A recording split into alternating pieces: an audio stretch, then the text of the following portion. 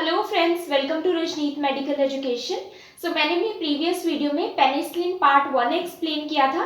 इस वीडियो में हम पेनिसिलिन पार्ट 2 डिस्कस करेंगे, जिसमें हम नेचुरल पेनिसिलिन फर्स्ट डिस्कस करेंगे। नेचुरल पेनिसिलिन में हमारा आता है बेंजाइल पेनिसिलिन या फिर penicillin G. But before that, if you are new to my channel, please click subscribe button to get latest videos. Let's start the video. Benzyl penicillin या फिर penicillin जी। Penicillin क्या है? हमारे बीटा लैक्टम एंटीबायोटिक्स हैं। अगर आपने previous video check नहीं की तो आप वो चेक करेंगे तो आपको ये इजीली क्लियर हो जाएगा।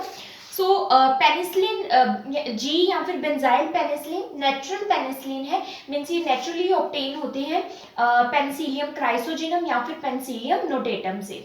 नाउ बेंजाइल पेनिसिलिन ऑल्सो ये क्या है? नैरो स्पेक्ट्रम एंटीबायोटिक है। PNG that is penicillin G.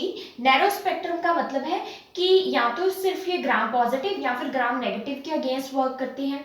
इसी तरह से पेनिसिलिन जी, जो कि एक नेचुरल पेनिसिलिन है, ये भी नैरो स्पेक्ट्रम एंटीबायोटिक है, means its activity is limited primarily to gram positive bacteria. Primarily जिसपे ज्यादा इफेक्टिव है वो क्या है? Gram positive bacteria and few others, कुछ ग्राम नेगेटिव पर भी, बट मोस्टली ग्राम पॉजिटिव के अगेंस्ट ये ज्यादा वर्क करते हैं। Penicillin G is a narrow spectrum. Of course ये नेचुरल पेनिसिलिन है, नेचुरल पेनिसिलिन्स नैरो स्पेक्ट्रम होती हैं। देन हम पढ़ते हैं इसका mechanism of action. Now MOA that is mechanism of action. मैंने अपनी प्रीवियस वीडियो में डिस्कस किया था कि पेनिसिलिन कैसे एक्ट करती हैं। ये बैक्टीरियासाइडल होते हैं, मीन्स ये बैक्टीरिया को किल करते हैं by inhibiting their cell wall formation. ये बैक्टीरिया की जो सेल वॉल की फॉर्मेशन है उसमें इंटरफेयर करते हैं, उनकी सेल वॉल फॉर्म नहीं होने देते एंड अल्टीमेटली बैक्टीरिया डाई हो जाता है। तो कैसे होता है? It acts by inhibiting synthesis of peptidoglycan layer of bacterial cell wall. Bacteria की जो सेल वॉल है उसमें मेजर कंपोनेंट कौन सा होता है? पेप्टिडोग्लाइकन। ये क्या करते हैं? पेप्टिडोग्लाइकन के सिंथेसिस को इनहिबिट करते हैं एंड अल्टीमेटली क्या होता है? सेल वॉल बैक्टीरिया की नहीं बनने देते बाय ब्लॉकिंग द ट्रांसपेप्टाइडेज एंजाइम्स। और ये किसको ब्लॉक करती है? ट्रांसपेप्टाइडेज एंजाइम को। नाउ ये क्या होता है, इसको हम एक बार डिटेल में डिस्कस करेंगे कि पेनिसिलिन का मैकेनिज्म ऑफ एक्शन क्या है एक्चुअली। जितनी भी पेनिसिलिन आएंगी, चाहे वो बेंजाइल पेनिसिलिन हो, नेचुरल पेनिसिलिन, सेमी सिंथेटिक या फिर सिंथेटिक या फिर ब्रॉड स्पेक्ट्रम पेनिसिलिन, वो सभी इसी मैकेनिज्म ऑफ एक्शन के थ्रू वर्क करती हैं। बेसिकली पेनिसिलिन क्या है? बैक्टीरियासाइडल है और ये बैक्टीरिया की सेल वॉल फॉर्मेशन नहीं होने देती। सबसे पहले हम पढ़ते हैं gram positive and gram negative bacteria के बारे में। ग्राम पॉजिटिव बैक्टीरिया में क्या होता है कि एक सेल मेम्ब्रेन होती है। ये जो ब्लैक कलर से मैंने शो किया है, this is bacterial cell membrane. और ये ग्राम पॉजिटिव बैक्टीरिया की बात हो रही है। सेल मेम्ब्रेन के अंदर जितना भी कंटेंट होता है बैक्टीरिया का साइटोप्लाज्म के अंदर, वो है, और ये कंटेंट किससे सराउंडेड है? सेल मेम्ब्रेन से। नाउ बैक्टीरियल सेल मेम्ब्रेन के ऊपर एक और लेयर होती है, दैट इज दिस, ये जो रेड कलर की है। ये रेड कलर की जो लेयर है ये क्या है? थिक है, और ये आउटर ग्राम पॉजिटिव बैक्टीरिया की मेम्ब्रेन है, दैट इज सेल वॉल। ये रेड कलर की थिक क्या है? सेल वॉल है। और ये सेल वॉल किससे बनी होती है? पेप्टिडोग्लाइकन से। पेप्टिडोग्लाइकन से। ग्राम पॉजिटिव बैक्टीरिया में दो चीजें होती हैं, एक होती है सेल मेम्ब्रेन, और सेल मेम्ब्रेन के ऊपर एक सेल वॉल जो कि पेप्टिडोग्लाइकन्स, मींस जो मेजर कंपोनेंट है सेल वॉल का वो क्या है? पेप्टिडोग्लाइकन्स। वेयर एज अगर हम ग्राम नेगेटिव बैक्टीरियाज की बात करें तो ग्राम नेगेटिव बैक्टीरिया में सिमिलर स्ट्रक्चर, इनर में क्या है? ये है cell membrane, bacterial cell membrane. उसके ऊपर अगेन ये जो रेड कलर की है, this is peptidoglycan cell wall. ये रेड कलर की क्या है? Cell wall, which is again ये किससे बनी हुई है? पेप्टिडोग्लाइकन से। नाउ सेल वॉल में इसमें ये डिफरेंस है कि ग्राम पॉजिटिव बैक्टीरिया की जो सेल वॉल है वो थिक है as compare to gram negative bacteria. Now gram negative bacteria में एक और एक्स्ट्रा लेयर होती है, दैट इज ये ब्लू कलर की आउटर कवरिंग। एक आउटर कवरिंग एक्स्ट्रा होती है ग्राम नेगेटिव बैक्टीरिया में for further protection. This is outer layer और outer membrane. Of gram negative bacteria. So ये आउटर लेयर एडिशनल है ग्राम नेगेटिव बैक्टीरिया में। नाउ हम इस स्ट्रक्चर को डिटेल में देखेंगे, थोड़ा बिग ओवरव्यू देखेंगे मैकेनिज्म ऑफ एक्शन समझने के लिए। सो मैंने यही स्ट्रक्चर यहाँ पर ड्रॉ किया है, बट डिफरेंस यही है, ग्राम नेगेटिव बैक्टीरिया में एक आउटर लेयर है एडिशनल और ग्राम पॉजिटिव बैक्टीरिया में ऐसे आउटर लेयर नहीं है। तो हम ग्राम नेगेटिव बैक्टीरिया की बात करते हैं। सो अगर हम एक मैक्रोस्कोपिक स्ट्रक्चर देखें तो ग्राम नेगेटिव बैक्टीरिया की फर्स्ट हम बात करते हैं। तो ग्राम नेगेटिव बैक्टीरिया में सबसे आउटर लेयर ये जो ब्लू कलर की है ये मैंने यहाँ पर शो की हुई है, whereas gram positive bacteria में कोई भी ऐसी आउटर लेयर नहीं होती, ग्राम नेगेटिव बैक्टीरिया में एक आउटर लेयर होती है। तो इस आउटर लेयर, ये यहाँ पर मैंने इसको मैक्रोस्कोपिक व्यू किया है, तो ये क्या है, outer layer of gram negative bacteria, ये ब्लू कलर की। और इस आउटर लेयर में क्या होते हैं, कुछ प्रोटीन्स होते हैं जिनको कहते हैं पोरिन्स।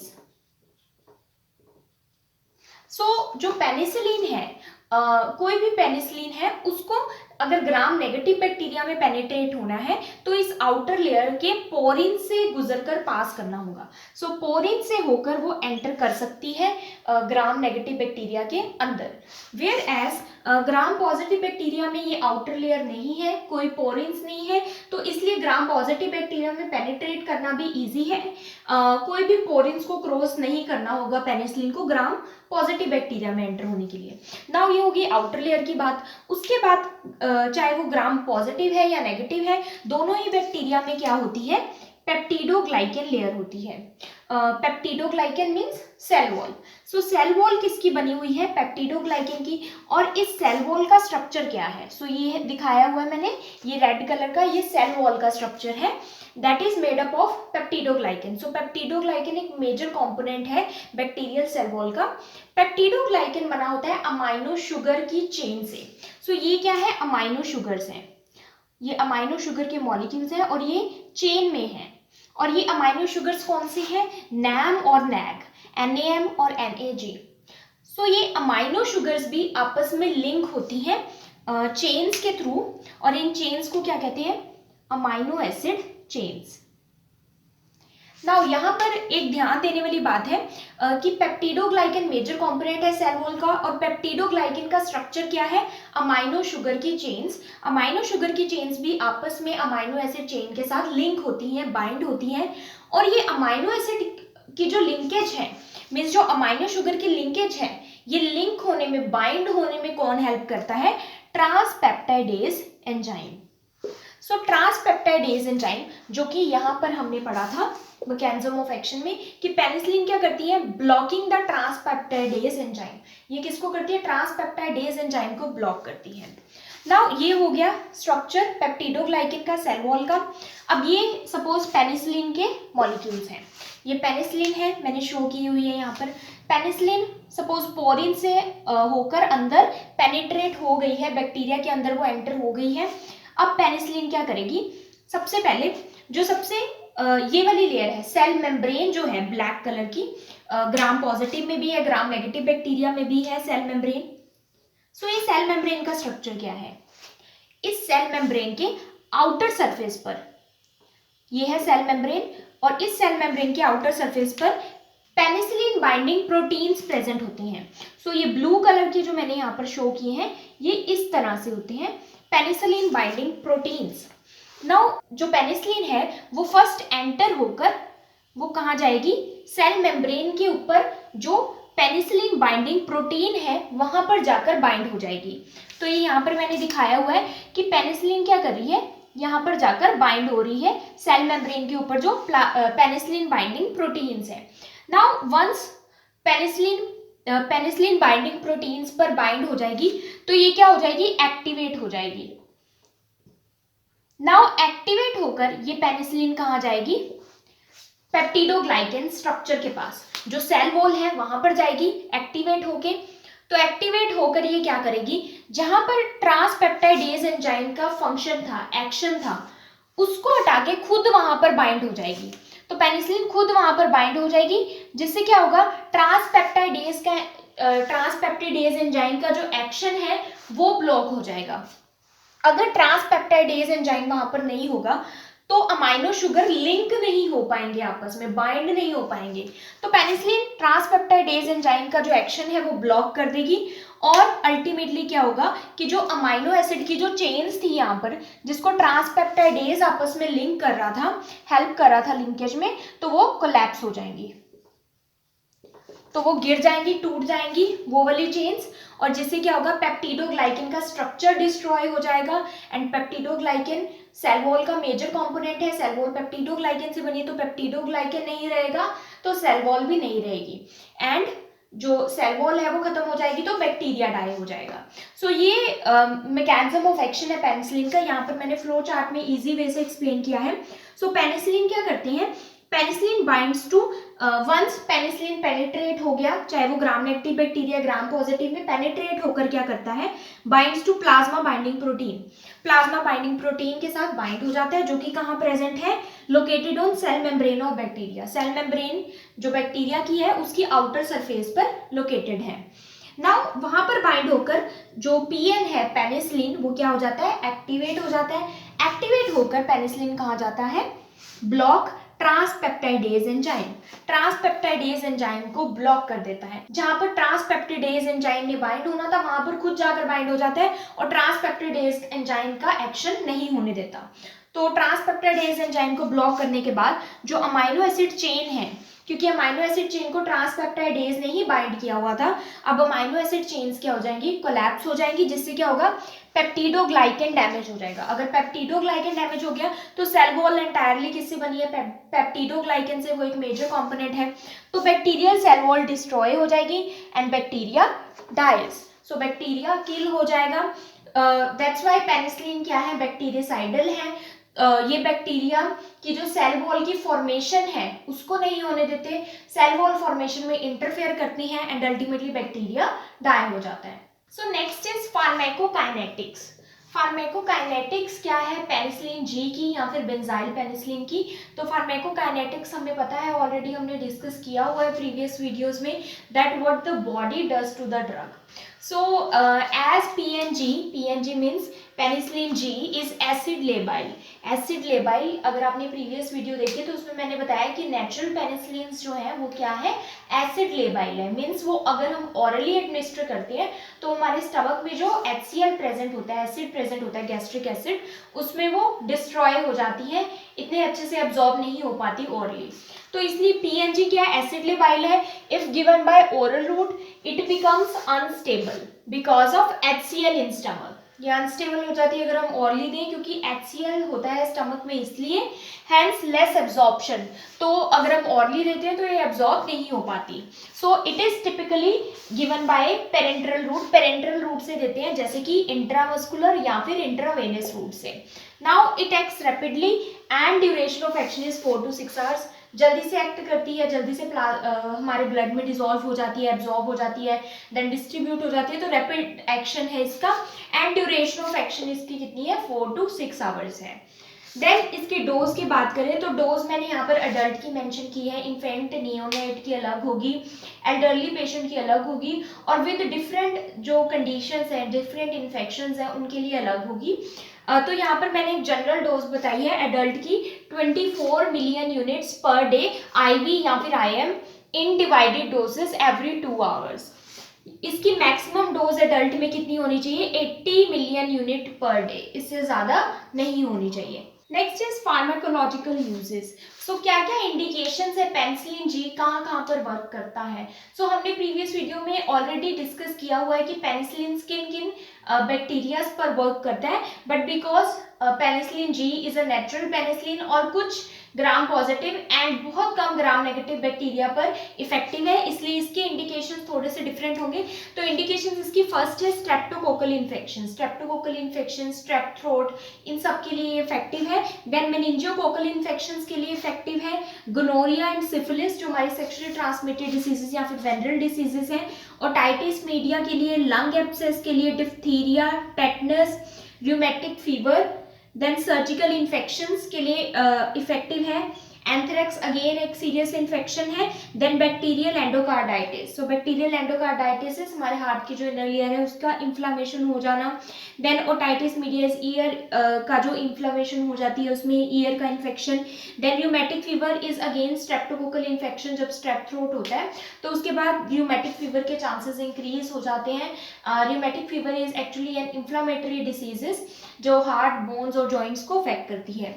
देन हमारे आते हैं कॉन्ट्राइंडिकेशन। नाउ किन किन केसेस में हमें पेनिसिलिन जी नहीं देना। तो कॉन्ट्राइंडिकेशन का मतलब ये नहीं है कि बिल्कुल ही नहीं देना यहाँ पर। सो कॉन्ट्राइंडिकेशन का बेसिक्स ये है कि इन कंडीशन में हमें बहुत ही केयरफुली देना है। सो डॉक्टर इन कंडीशंस में डोज को एडजस्ट करते हैं, केयरफुली एडजस्ट करते हैं, देन देते हैं। सो फर्स्ट आता है हमारा हाइपर सेंसिटिविटी। सो अगर किसी पर्सन को ऑलरेडी पेनिसिलिन से हाइपर सेंसिटिविटी है, एलर्जिक है वो पेनिसिलिन से, तो हमने पेशेंट से पूछ लेना है उसकी हिस्ट्री। अगर कोई हाइपर सेंसिटिविटी की रही है तो हमने उसको पेनिसिलिन एडमिनिस्टर नहीं करना, कोई ऑल्टरनेटिव जो एंटीबायोटिक है वो हमने एडमिनिस्टर करनी है। नाउ जो एस्मा पेशेंट्स होते हैं, जिनको एस्मा होता है, तो उनको ज़्यादा चांसेस रहते हैं कि उनको हाइपर सेंसिटिविटी हो पेनिसिलिन से, इसलिए एस्मा में भी ये कॉन्ट्राइंडिकेटेड है। सो इन कंडीशंस में हम पहले क्या करेंगे, स्क्रैच टेस्ट परफॉर्म करेंगे, इंट्राडर्मल टेस्ट परफॉर्म करेंगे ताकि हम टेस्ट कर सकें, सो दैट हम पहले से आइडेंटिफाई कर लें कि हाइपर सेंसिटिविटी तो नहीं होगी अगर पेशेंट को पेनिसिलिन एडमिनिस्टर की जाए। देन आता है infants and neonates. Now infants और नियोनेट्स में क्यों कॉन्ट्राइंडिकेटेड है? इन्फेंट्स और नियोनेट्स में बहुत ज़्यादा एडजस्टेबल डोजेज होती हैं, बिकॉज इन्फेंट्स और नियोनेट्स की जो लीवर है और किडनी है इतना हाईली डेवलप नहीं होते, उनके एंजाइम्स इतने हाईली डेवलप नहीं होते एज जो पेनिसिलिन है, कोई भी एंटीबायोटिक्स है वो नेफ्रोटॉक्सिक होती हैं प्लस हिपैटोटॉक्सिक होती हैं, इसलिए। सिमिलरली एल्डरली पेशेंट में भी सिमिलर रीजन है, जो रीनल परफ्यूजन है वो कम हो जाता है एल्डरली पेशेंट में, इसलिए उनमें भी हम बहुत ही कॉशियसली एडमिनिस्टर करेंगे। देन आता है रीनल फेलियर या फिर renal impairment, as these are nephrotoxic होती हैं ये जितनी भी पेनिसिलिन होती है, एंटीबायोटिक्स होती है, इसलिए रीनल फेलियर और रीनल इम्पेयरमेंट के पेशेंट को कॉशियसली एडमिनिस्टर करनी है। Then pregnancy and lactation. Now pregnancy में इसलिए क्योंकि ब्लड प्लेसेंटल बैरियर को क्रॉस करती है, इसलिए प्रेगनेंसी में ये फीटस को टॉक्सिक हो सकती है। हालांकि जो पेनिसिलिन जी है, ये नेचुरल पेनिसिलिन है, इतनी ज़्यादा ये टॉक्सिक नहीं होती, स्टेबल होती है, तो बहुत ज़्यादा अगर हाई डोज जाए तभी ये टॉक्सिसिटी कॉज करती है। देन लैक्टेशन, सिमिलरली अगर लैक्टेटिंग मदर है, ब्रेस्ट फीडिंग करवा रही है कोई मदर, तो भी चांसेस है कि फिटस को टॉक्सिसिटी हो सके। अगेन ये भी हाई डोजेस पर ही होता है, बिकॉज नेचुरल पेनिसिलिन जो है इतना ज़्यादा वो साइड इफेक्ट्स या फिर एडवर्स इफेक्ट्स कोज नहीं करती। देन आते हैं हमारे एडवर्स रिएक्शंस या फिर side effects. So first of all जो नेचुरल पेनिसिलिन है, अगर ये हाई डोजेस पर बहुत ज़्यादा दी जाए या फिर अगर किसी को हाइपर सेंसिटिविटी हो पेनिसिलिन से, तभी ये एडवर्स रिएक्शंस कोज करती हैं, अदरवाइज बहुत ही मिनिमल इफेक्ट्स इसके देखने को मिलते हैं। देन फर्स्ट आता है इसमें हाइपर सेंसिटिविटी। सो हाइपर सेंसिटिविटी, अगर पेनिसिलिन जी से किसी को हिस्ट्री है हाइपर सेंसिटिविटी को, तो ऑफकोर्स हाइपर सेंसिटिविटी हो सकती है। ऑल्सो अगर हायर डोजेज एडमिनिस्टर की जाए पेनिसिलिन की तो भी हाइपर सेंसिटिविटी या फिर एलर्जी हो सकती है पेनिसिलिन से। नाउ इसमें एक चीज़ आती है एनाफाइलेक्सिस। सो एनाफाइलेक्टिक शॉक क्या है? एनाफाइलेक्सिस या फिर एनाफाइलेक्टिक शॉक सीवियर केसेस में होता है, अगर सीवियरली हाइपर सेंसिटिविटी हो गई है तो एनाफाइलेक्सिस में क्या होता है कि पेशेंट का जो ब्लड प्रेशर है वो बहुत ज़्यादा ड्रॉप हो जाता है, उसके जो प्यूपिल्स है डायलेट हो जाते हैं, रेस्पिरेटरी रेट उसका इंक्रीज हो जाता है, पल्स बहुत फीबल हो जाती है, बीपी बहुत डाउन हो जाता है। तो एनाफाइलेक्सिस के केस में हम क्या करेंगे, एड्रेलिन इंजेक्शन, हाइड्रोकॉर्टिसोन या फिर डेक्सामेथासोन का इंजेक्शन हम हैंडी रखेंगे। एंडोट्रैकियल इंट्यूबेशन के जो इक्विपमेंट्स है वो भी हम रेडी रखेंगे इन केस अगर एनाफाइलेक्सिस रिएक्शन हो जाती है तो एनाफाइलेक्टिक के केसेस में हमें ये सभी चीज़ें हैंडी रखनी होती है, रेडी रखनी होती है, क्योंकि इस केसेस में पेशेंट की डेथ भी हो सकती है अगर पेशेंट को एनाफाइलेक्टिक शॉक हो जाता है तो ऑक्सीजन थेरेपी की भी इसमें नीड पड़ती है। देन आता है नोजिया वॉमिटिंग। सो नोजिया वॉमिटिंग इसलिए क्योंकि जो पेनिसिलिन है वो हमारे ब्लड ब्रेन बैरियर को भी क्रॉस करती हैं, तो जो कीमोरिसेप्टर ट्रिगर जोन है उसको अगर क्रॉस करती है नोजिया एंड वॉमिटिंग हो सकता है। देन डायरिया, डायरिया इसलिए हो सकता है क्योंकि जो एंटीबायोटिक्स हैं ये ड्रग डायरिया कोज करते हैं, तो डायरिया भी एक कॉमन सिम्टम है। देन आता है स्किन रैशेज और अर्टिकेरिया। स्किन रैशेज और अर्टिकेरिया होना भी एक कॉमन सिम्टम है, दैट इज अगेन ये एलर्जी है पेनिसिलिन से, सो ये भी नोटिस करनी है। देन आते हैं लिथार्जी और वीकनेस भी हो सकती है, weakness plus laziness is lethargy. Then mental confusion भी हो सकता है। सो वैसे तो नॉर्मली जो नेचुरल पेनिसिलिन है इतने ज़्यादा सिम्टम कोज नहीं करती, अगेन हाई डोजेस पर ज़्यादा सिम्टम शो होते हैं। देन आता है जेनरिक नेम्स। इनके कुछ और जेनरिक नेम्स हैं जो अदर नेम है पेनिसिलिन जी के, that is benzathine and procaine penicillin G. Benzathine penicillin G and procaine penicillin G. Brand name इनके कौन सी है? दिस इज बाइसिलिन CR और फिजपेन। So these are the brand name. Now nursing implications क्या है, क्या क्या नर्सिस को ध्यान रखना है जब आप पेनिसिलिन एडमिनिस्टर कर रहे हैं। वैसे जो प्रीवियस वीडियो मैंने एक्सप्लेन की थी पेनिसिलिन के ऊपर, उसमें मैंने डिटेल नर्सिंग इम्प्लीकेशन एक्सप्लेन की है कि पेनिसिलिन जब भी देने हैं तो नर्सिंग इम्प्लीकेशन क्या होनी चाहिए। वैसे पेनिसिलिन जी के जो स्पेसिफिक नर्सिंग इम्प्लीकेशन है वो यही है कि फर्स्ट ऑफ ऑल क्योंकि हाइपर सेंसिटिविटी पेनिसिलिन कोज करते हैं तो हमने स्क्रैच टेस्ट परफॉर्म करना है before administration of penicillin. Scratch test अगर नेगेटिव आते हैं देन उसके बाद इंट्राडर्मल टेस्ट परफॉर्म करना है, तो वो भी मैंने उस वीडियो में बताया है कि कैसे कैसे परफॉर्म करते हैं। देन अगेन कोई भी एंटीबायोटिक है चाहे वो पेनिसिलिन है, पेनिसिलिन को आपको लॉन्ग टर्म तक पेशेंट को एडमिनिस्टर नहीं करना, इससे टॉक्सिसिटी हो सकती है, प्लस हाई डोजेस एडमिनिस्टर नहीं करनी। For more videos of pharmacology, you can check the link in description box or the playlist of pharmacology. And if you understood this video, please like, subscribe and share my channel. Also do support women empowerment. Thank you for watching.